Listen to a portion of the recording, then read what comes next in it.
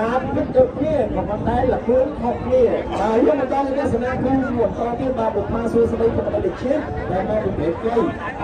លើនេះពេកគេល្អណាស់ណាបាទហើយ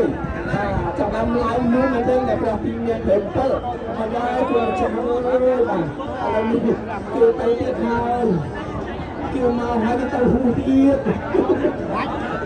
ទៅបានហើយដាច់បានហើយឥឡូវនេះយើងឃើញហើយបាទបុព្វាសួស្ដីទៅប្រទេសជាទទួលបានជ័យជំនះតែមិនធ្វើទៅជើងទី1បាទជើងទី2នៅមកជើងទៀត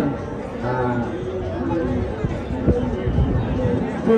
សម្រាប់គ្រូពេញនោះបាន13គ្រូហើយបាទ13គ្រូហើយបាទតែមើលនៅប្រហែលគ្រូទៀត1បាទនៅសល់5គ្រូទៀតបាទវិញនៅ5គ្រូទៀតក្នុងប្រទេសព័ត៌មានបាទ